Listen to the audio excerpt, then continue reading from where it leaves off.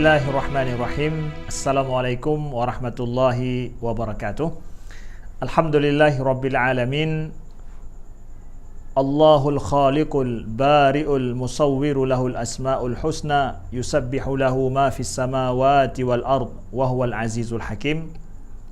Asyhadu an la ilaha illallah wahdahu la syarikalah wa asyhadu anna Muhammadan abduhu wa rasuluh. Allahumma salli wa sallim wa barik ala Sayyidina Muhammadin wa ala alihi wa sahbihi wa sallim.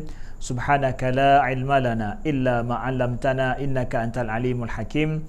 Allahumma 'allimna ma yanfa'una wanfa'na bima 'allamtana wa zidna ilma. Rabbana la tuzigh qulubana ba'da idh hadaitana wa hab lana min ladunka rahmah innaka antal wahhab. Amma ba'du. Saudaraku yang dimuliakan Allah, ikhwati fillah, kita masih belajar ilmu akidah ya, secara simple dan mudah ya, tanpa kita membahas pembahasan yang mendetil, karena pembahasan akidah yang kita sampaikan adalah pembahasan tentang akidah yang semua kita mesti mengetahuinya, wajib mengetahuinya, yang tataran tahap di mana semua kita wajib untuk mengimaninya. Nah, selanjutnya pembahasan kita pertemuan kali ini adalah tentang masalah Asmaul Husna. Setelah masalah sifat, kita bicara tentang masalah asma Allah Ta'ala, Asma'ul Husna, atau yang sering kita sebut dengan Asma'ul Husna. Kita dapatkan di samping sifat-sifat yang terdapat dalam Al-Quran, Allah juga menyebutkan ada asma-asma Allah, Asma'ul Husna. Asma'ul Husna ini kita dapatkan dalam hadis Nabi ya, di dalam Al-Quran ayat, maka oleh sebab itu kita meyakini akan adanya asma-asma Allah di samping daripada sifat-sifatnya. Allah sendiri menyebutkan dalam banyak ayat bahawa Allah memiliki asmaul husna, seperti misalkan Allah sebutkan walillahil asmaul husna fad'u biha ya, yaitu pada surah Araf ayat 100 ke 80. Sesungguhnya bagi Allah itu asmaul husna, maka berdoalah dengannya ya. Kemudian juga Allahu la ilaha illa huwa lahul asmaul husna, dalam surah Thaha ayat ke-8 Allah menyatakan bahawa tidak ada Tuhan selain Dia, walahul asmaul husna, dan baginya asmaul husna, nama-nama yang baik, nama-nama yang indah ya, itu dia asmaul husna. Maka kalau kita ingin memahami apa makna Asmaul Husna tersebut, Asmaul Husna adalah merupakan nama-nama yang menunjukkan pada sifat Allah Subhanahu wa Ta'ala, yang mana nama-nama tersebut menunjukkan kepada keagungan Allah, menunjukkan kepada sifat Allah yang satu, yang tidak ada persamaan antara Allah dengan makhluknya. Dan sifat-sifat tersebut ya, menunjukkan pada nama-nama tersebut menunjukkan pada sifat Allah Subhanahu wa Ta'ala yang tidak menyamai dengan makhluknya. Nah, jadi dengan demikian sifat itu menunjukkan nama-nama tersebut menunjukkan kepada zat Allah, menunjukkan juga kepada sifat Allah Subhanahu wa Ta'ala. Nah, jadi nama-nama Allah, Asmaul Husna tersebut menunjukkan kepada zat Allah dan menunjukkan kepada sifat-sifat Allah Subhanahu wa Ta'ala. Jadi kalau ingin kita mengetahui jadi apa perbedaan antara sifat dengan zat, kita bisa menyatakan bahawa untuk nama-nama Allah, Asmaul Husna, secara teknisnya itu bisa kita lihat itu kembali kepada sifat-sifat Allah, dalam artian bahawa asma Allah itu terambil daripada sifat Allah Subhanahu wa Ta'ala. Seperti misalkan Allah memiliki sifat ilmu, maka nama atau asma yang terambil daripada sifat ilmu tersebut ada sifat alim, ada alim, al-muhsi misalkan. Ini adalah 3 asma tapi kembali pada satu sifat. Allah memiliki sifat qudrah.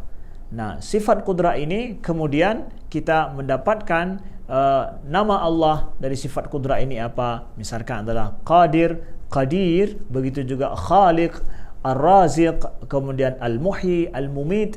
Ini adalah nama-nama Allah menunjukkan kepada sifat qudrah. Jadi secara simpelnya kita pahami perbedaan antara asma dan sifat, bahwa asma Allah tersebut itu kembali kepada sifatnya dan terambil secara teknis kebahasaan daripada ataupun secara makna terambil daripada makna sifat Allah Subhanahu wa taala. Oleh sebab itulah kita katakan bahawa asma Allahul Husna itu adalah menunjukkan kepada sifat Allah dan menunjukkan kepada zat Allah yang maha sempurna.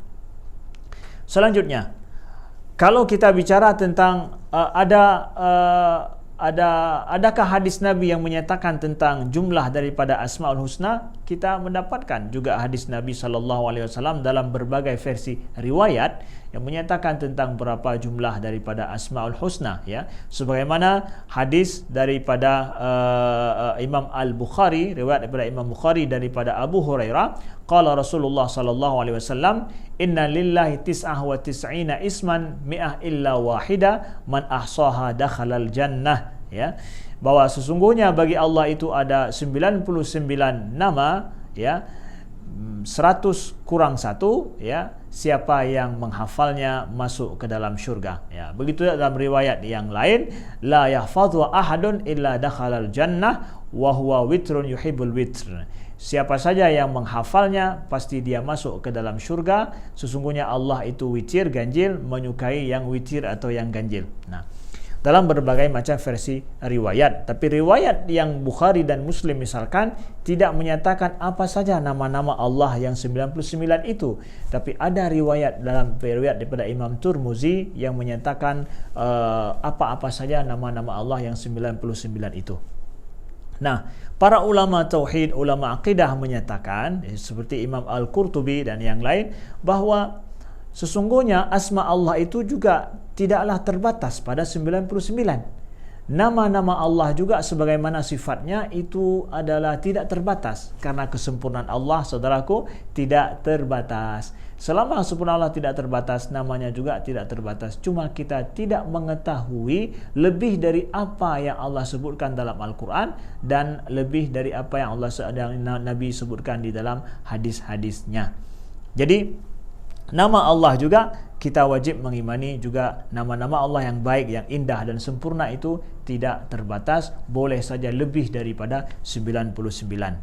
Lalu kenapa juga disebutkan di dalam hadis bahawa 99 tersebut siapa yang menghafalnya dia masuk ke dalam syurga.